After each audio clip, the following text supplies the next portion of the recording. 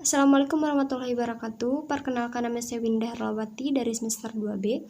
Di sini saya akan mereview pertemuan ke-7 dengan dosen pengampu Profesor Dr. Hajah Heni Nuraini SHMH bersama asisten dosen Dr. Emrendi Aridayandi SHMH.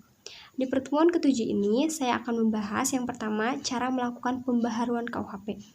Yang pertama ada kriminalisasi, yaitu suatu proses pembaharuan di mana suatu perbuatan tadinya bukan merupakan perbuatan yang dapat dipidana karena terjadi proses perkembangan masyarakat menjadi perbuatan yang dapat dipidana, yaitu penciptaan delik baru. Dan pembaharuan ini diakhiri dengan terbitnya undang-undang baru. Contohnya Undang-Undang Nomor 1 PNPS 1965 tentang penodaan agama. Lalu yang kedua ada dekriminalisasi, yaitu suatu proses pembaharuan yang tadinya suatu perbuatan yang dapat dipidana karena perkembangan masyarakat menjadi perbuatan yang tidak dapat dipidana atau memandulkan delik. Contohnya pasal 534 KUHP terbatasnya hanya pada petugas atau penyuluh keluarga berencana atau sifatnya terbatas. Kemudian yang ketiga ada rekriminalisasi, yaitu suatu perbuatan yang tadinya dapat dipidana karena perkembangan masyarakat menjadi tidak dapat dipidana. Kemudian karena perkembangan masyarakat lagi, maka perbuatan tersebut menjadi dapat dipidana kembali.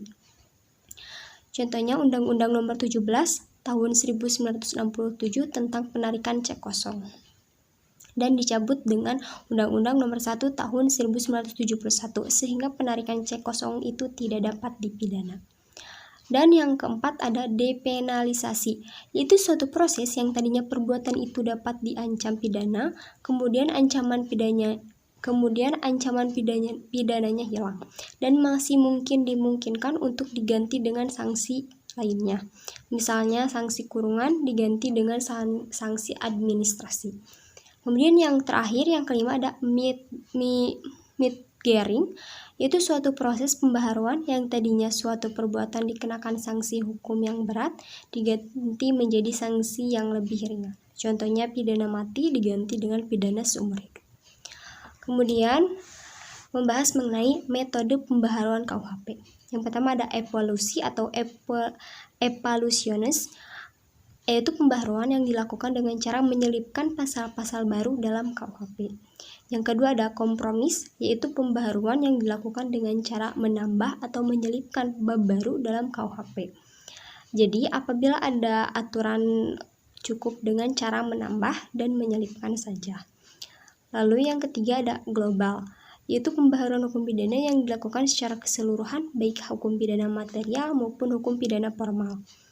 Kemudian yang terakhir membahas mengenai periodisasi pembaharuan KUHP. Secara kronologis, perubahan, penambahan, dan pembaharuan undang-undang hukum pidana telah dilakukan secara bertahap. Dan adapun undang-undangnya diantaranya, yang pertama Undang-Undang Nomor 1 1946 tentang peraturan hukum pidana. Yang kedua ada Undang-Undang Nomor 20 tahun 1946 tentang hukuman tutupan. Dan yang ketiga ada Undang-Undang Nomor 7 sementara tahun 1955 tentang penyusutan, penuntutan, dan peradilan tindak pidana ekonomi. Mungkin itu saja yang bisa saya sampaikan. Apabila ada kekurangan mohon dimaafkan. Terima kasih. Assalamualaikum warahmatullahi wabarakatuh.